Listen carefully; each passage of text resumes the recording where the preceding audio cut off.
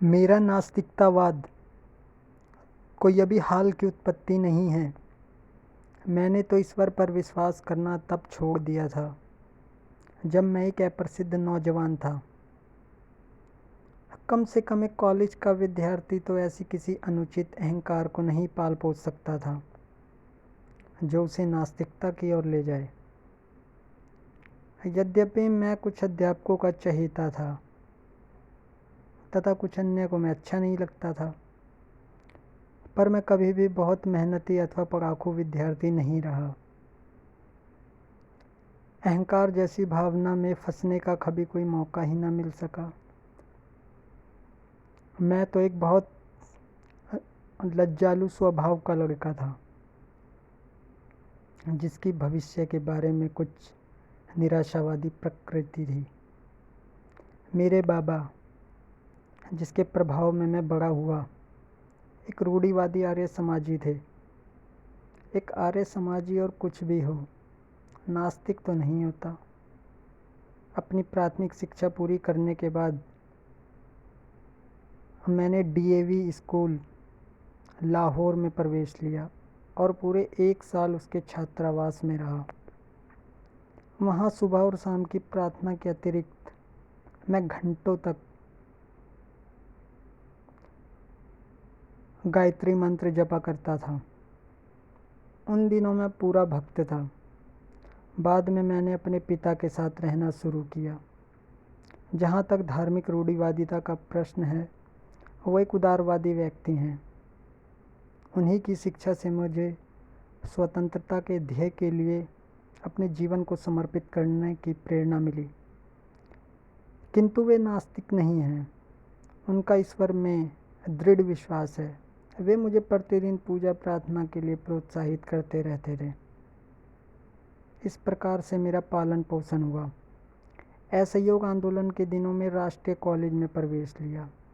यहाँ आकर ही मैंने सारी धार्मिक समस्याओं, यहाँ तक कि ईश्वर के अस्तित्व के बारे में उदारतापूर्वक सोचना, विचारना तथा उसकी आलोचना करना शुरू किया। पर मैं अभी भी पक्का आस्तिक था। उस समय तक मैं अपने लंबे बाल रखा करता था। यद्यपि मुझे कभी भी सिख या अन्य धर्मों की पौराणिकता और सिद्धांतों में विश्वास न हो सका, किंतु मेरी ईश्वर के प्रति दृढ़ निष्ठा थी। बाद में मैं क्रांतिकारी पार्टी से जुड़ा। वहाँ जिस पहले नेता से मेरा पहला संपर्क हुआ, वो तो पक्का विश्वास न होते हुए भी ईश्वर के अस्तित्व को नकारने का साहस ही न कर सकते थे। ईश्वर के बारे में मेरे हठ पूर्वक पूछते रहते हैं, पर वे कहते, जब इच्छा हो तब पूजा कर लिया करो।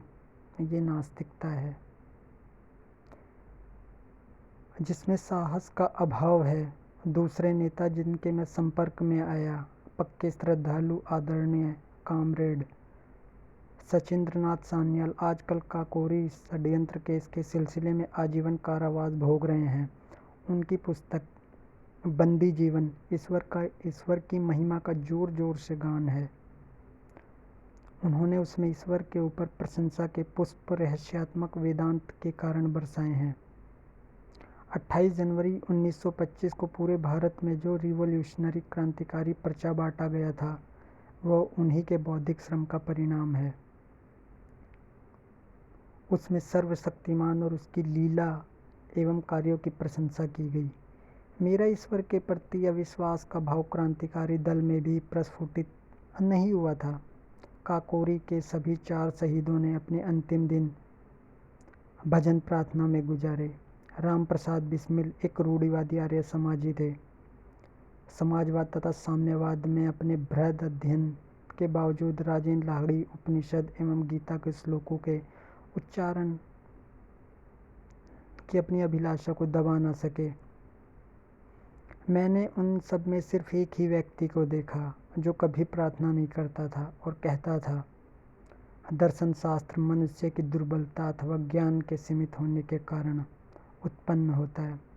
वो भी आजीवन निर्वासन की सजा भोग रहा है, परंतु उसने भी ईश्वर के अस्तित्व को नकारने की कभी हिम्मत नहीं की।